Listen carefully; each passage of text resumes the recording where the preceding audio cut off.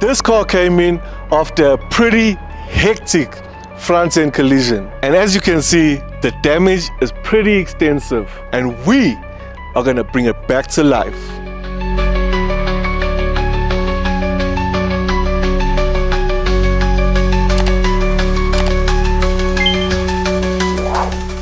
Welcome back to Rennen Autoteile, where we bring high-end machines back from the brink. Behind me is something really, really special. A 2023 BMW M3 Competition G80 LCI, and it's in a bit of a state. The headlights, front bumper, cradle, radiator pack, oil coolers, bonnet hinges are all damaged or missing. The windscreen is shattered. The driver's, passenger and curtain airbags are all deployed, as well as some small structural damage to the front end of the chassis legs. But it's not all bad news. The engine and gearbox are still unharmed. The vehicle starts and runs, and we are gonna bring it back to life. Today, we're gonna walk through exactly what's repairable, what we need to replace, and strip it down to find out the true extent of the damage. So, as you can see, the windscreen has already been removed. We'll continue with removing the hood lining, the dash, and the airbags need to be replaced. I've already removed the wind visors in the front, or the sun visors in the front, should I say rather. The handles on the side for the driver, passengers, right round, and then in the rear here and in the front where that little unit, where that big unit is, sorry, just pull the clips down and then boop, we're ready to remove. Don't forget, once you've dropped the back and the front, there will be little connectors as well, so just ensure they are removed. We don't want to damage any wiring. We're bringing it back to life. Cool. Carbon roof, baby. Carbon roof, baby. Have a look at me. That's fucking dope. Lightweight magic. That's it. There we go. So, as you can see, when the curtain airbags deploy, it puts a bit of creasing on the hood lining. Luckily, these can be repaired, so there's no need to go and rush into replacing. We'll be sending this as well as the dash skin to get repaired and replacing all the airbags. Or before the windscreen was being removed, we removed the 8-post pillar covers, the windscreen visors, as well as all the handles, the mirror cover, camera, as well as the little rain light sensor to ensure the windscreen got removed without damaging our parts. The dash obviously cannot be removed without first removing the windscreen. You can see these two bolts here. So we're gonna go through step by step, removing each piece of the dash so we can get the dash skin out. Send this one for repair. As you can see, when the airbag deploys, it does tear through on the dash. On both sides there, you can see it. So luckily for us, once again, the dash can be repaired. With your curtain airbags, you have your T30 in the back, T30 right in the front. You'll have your two T30s there, as well as the connector. Obviously, whenever you're dealing with the SRS system or your airbag system, the first thing to do is always disconnect the battery. Most people will know and understand that you don't need to disconnect the battery in terms of accidental explosion and things like that. A lot of people take chances and it works out for them 9 times out of 10. But the main reason for disconnecting your battery is so that your car doesn't hold a fault. A lot of people don't have diagnostic machines, and once the SRS airbag light is on, can only be cleared with the diagnostic machine. So for you people working at home, the reason you disconnect the battery is so that you don't need to clear any faults. Once that's done, you obviously pop the top of this clip up, which allows it for easy removal. Then if you look inside the clip, you'll see those two little holes on your left and right side. And basically what you'll do is you'll pull in, get the one side going, pull it forward, switch to the other side, get it in that little hole, and clip is perfectly good, and obviously your airbag will still be intact. Now it's just the T30s here, one T30 in the back, and your curtain airbag is out. Cool. Still reusable. Do it the right way.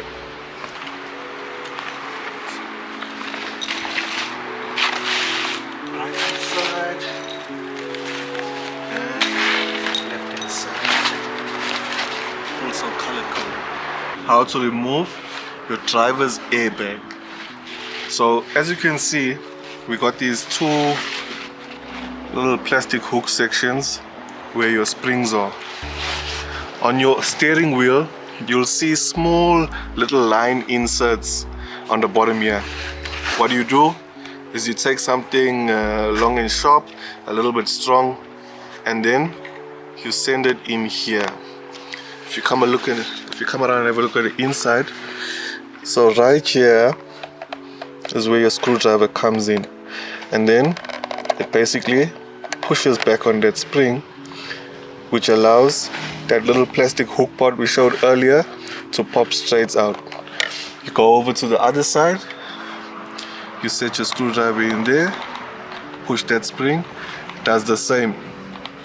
Now your airbag's popped out, and all you'll have left is your electrical connector. As you can see, there's a little clip tab there that you push down, and then you gently pull your plug out. Driver's airbag. Then the last one is going to be over to the passenger. Let me get going. As you guys know, with most, if not all, accident damaged vehicles, when you blow the airbags, there's a little fuse inside here that pops this piece off, making sure that no power is coming through to the car. So what you have to do is you break this little piece off, and in this piece you get a vice grip and you get it back in there nice and clean. Now you can also use a bypass where you put a bit of wire here and there, but I find this way to be the safest, being that you're using the original fittings of what the car comes with, and it doesn't allow for any arcing on the body or all over the place. So once we get that done, the next thing we do is we just try to get a bit of power from another source, and for the first time you get to hear this one roar.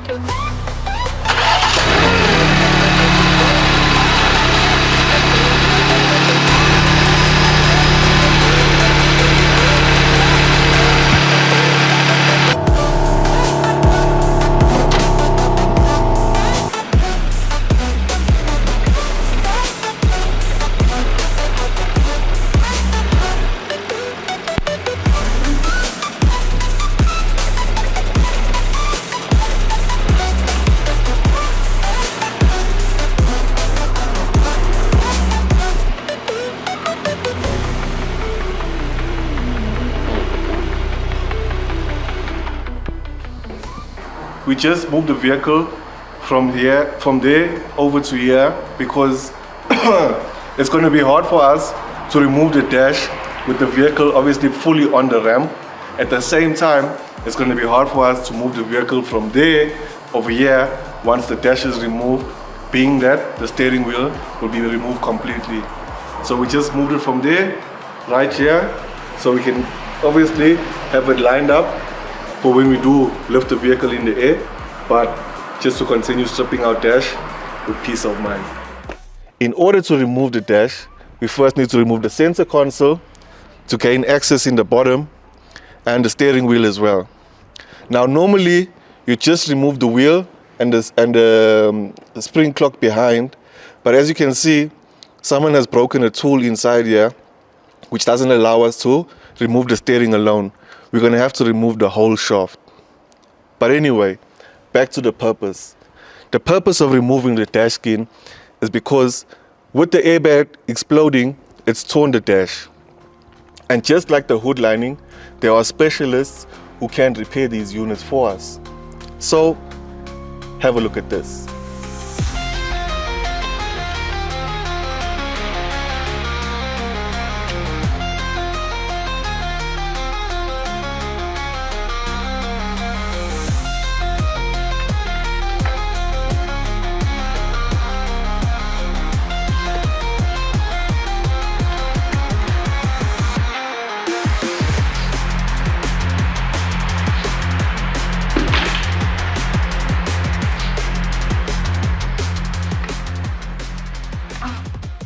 So, I'm sure you've already noticed we got a bit of sponge, bubble wrap being taped over in the corner. If you remember from our VIN videos, need a tail light, VIN number, bonnet, VIN number. even interior, We VIN check everything. this is where your VIN number would be. This is just a precautionary measure once these guys are repairing for the sticker not to get damaged. Now, there are other methods where you can remove the sticker, keep it safe, glue it back later. We like to keep things as OEM as possible, so we just tape it up, seal the deal. All right, guys, now that we've removed the dash, it's time for us to do a young visual inspection of the undercarriage of the vehicle. What the suspension's looking like, undercovers, trying to see for any hidden or latent damage. Let's lift the vehicle up and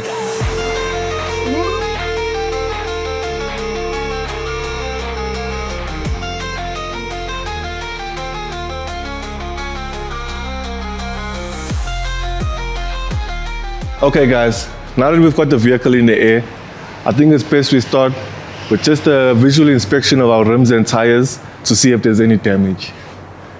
This rim looks pretty good, but if you pay attention and look a little closer, you'll see a slight bulge in the rim here, in the tire, sorry. You know, this could actually just be South African roads, pothole tax, and that's that. To the next one. Tire's got some slight damage here on the bead. And then the rim has some superficial damage on the face. Something not too serious. As you know, rims can be repaired and refurbished. It's just the face. Get that cleaned up. Spray it again. Tires are a bit low. Just an educational point for everyone. In between the thread of the tires, you get these little lines that go across here. And what it is basically the lower legal limits that the tire is allowed to be. So as you can see, these tires are on that limit and will need to be replaced anyway. As you can see, once again, just some superficial damage, nothing really serious. The rim still looks okay. Finally, to the front as well, just a little bit of superficial damage. So the tires don't seem to be that bad. For anything more serious, we'll obviously have to be on the road with them and feel the response back from the rims. Nothing is buckled, giving us any noises or sounds. We'll have a look at that. Front tires also seem to be close to that legal limit. So it's no wonder the vehicle got into an accident. As we can see in the back, There's no real damage going on. It's just your slight scratches, which could just be from your daily use. Maybe you're going somewhere where the vehicle is a bit low and it's just scraping on the pavement or on a speed bump, something very, very normal. Having a look at the suspension, what you're really trying to find out here is at your bushes, if you have any cracks, any tears, or any oil leaking out of there. Normally your bushes would have some oil in it, as well as your knuckles on top there. Everything seems pretty good. We'll be looking for pretty obvious damages or bend in the control arms. Everything seems normal.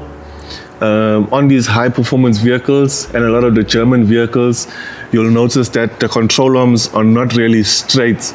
Everything's got a bit of an angle to it, and that's all up to the engineers. And just so you don't get confused, a good rule of thumb is to have a look at that shape, compare it to the opposite end, and if it's pretty much the same, then there shouldn't be any real problem with it. With that being said, it's best to get a lot more of an accurate report from taking the vehicle through to wheel alignment. So for now, we're just trying to see if there's anything obvious with our eyes. If we don't really catch anything, we'll save the rest for wheel alignment reports once the vehicle is fully repaired. Having a look at our drive shafts, everything seems good. Our CV ends, there's no real tears, no oil, nothing leaking. Our diffs seem pretty solid. Normally, you'd get some damages to the fins if there was anything crazy happening at the bottom. Being that these are M vehicles as well, they do take a bit of abuse. You know, guys love to spin, love to take the vehicle to its limits. So with everything being very clean, this was obviously something that wasn't taken all the way just yet. Running through, our exhaust is looking good. No real damages, scratches or anything to it. Just your standard stuff. As you'll be able to see here as well, on both ends, we have these covers missing. They had some slight cracks on them, so we just removed them to obviously get them as samples, part numbers, have a look for something else. And the one wasn't actually too bad. So along that crack, maybe just do a bit of plastic welding, send that guy back on. Coming closer to the front, we look at our gearbox area. Everything is clean. Transfer case, pretty clean. No oil leaks. So we're looking all good. Once again, exhaust is looking pretty solid. Not much really going on there. Coming through to our front suspension, our subframe looks pretty clean. If we have a look, we can easily see through to our mountings. As we said earlier, with the suspension and the bushes, there's some oil in there. It goes the same with the mountings. There's normally oil in there. If there was any hectic damage or tears within the mountings, we'd see leaks. Nothing there. Looking at the side of our engine, from the front to the back, there seems to be no oil leaks. Everything is very clean. You can see where the head joins onto the block. Very, very, very clean there. Another common place to find oil leaks, or if the vehicle has been abused, is we look up here at our turbos, and you'd normally see some oil dripping around there. Absolutely nothing. This is actually quite amazing how clean it is. Normally when we see these M cars, they badly abused. This is so clean. As you know, this one has the X drive, meaning all four wheels. So there's our rear diff with our rear CVs coming into our front where the gearbox is. There's the transfer case, which hooks us up to our front diff. Front diff runs through the sump, and then we got our drive shafts for the front. Looking at these shafts as well, doesn't seem to be much damage. Over here, we have our ball joints with the ball joint. You want to see if there's a bit of play there, and normally there'll be like a knock if there's any real damage. And the tighter the ball joint, the more fresher they are. As you can see, this one on the steering is damn tight, so everything is pretty solid here. We do have some slight scratches at the bottom of these control arms, which is pretty common with your recovery vehicles. So maybe through towing and transporting, they got a bit of damage here. And just to confirm that, if we look at our other control arm, it's damaged the exact same way. So this could definitely be just from the recovery vehicles. Nothing serious going on there. Once again, having a look at our shocks and our link rods, looking for some sweat, there's a little bit of oil leaking, that excessive play in the link rod, which is not really there. Yeah, we're looking pretty solid. In the front, not much going on at all. Once again, having a look at our bushes, you want to see any cracks, any oil leaking out, none of that. So we're looking pretty solid. Once again, this is just a visual inspection, and no matter how professional you are and how many years you've given into the industry, you don't have the same accuracy as these wheel alignment machines, and that's going to give us our final, everything is perfect. But for now, we're good. Now that we've done the inspection on underneath of the vehicle, the next step we're going to go through is having a look at the front end of the vehicle, and basically all the damaged parts that the vehicle came with, and we'll be referencing against our parts system for all the things that the vehicle didn't come with, and trying to understand everything we need to ensure an OEM finish on this beast. So now we're basically going to see all the broken parts that we've removed off the front end and try to assess what exactly we need. And then from there, we'll have a look at some illustrations to make up for the parts that weren't here, to find out what exactly do we need to complete this repair. Have a look at this. So as you can see, we got a little extension piece here that this bracket mounts onto the lower extension. We have this one on this side. It's here, it's complete with the cover underneath for the oil cooler. We'll have to source those. Our chassis extensions that come together with the stiffener as well as the sponge. Besides that, you can see some of our wiring is damaged as well. Luckily, we do have the plugs, so it'll just be some wiring repairs that need to take care or need to happen right here. If you look at this strut bar coming across, you can see it's damaged a bit here. So we'll remove the bar and see if we can straighten it. These very, very solid compared to the rest of the metals used. So generally, if we can get that straight, we'll reuse that piece as well. Besides that, it's going to be our small little ducts that come in to obviously help with air travel. As you can see here, our lower ducts that come to our brakes, the front piece is broken. On both sides we do have our back piece, so that's good. We'll just need to get those front pieces, and then just basically going through all the little clips and brackets, exactly what's needed to get this thing, as we mentioned, back to OEM.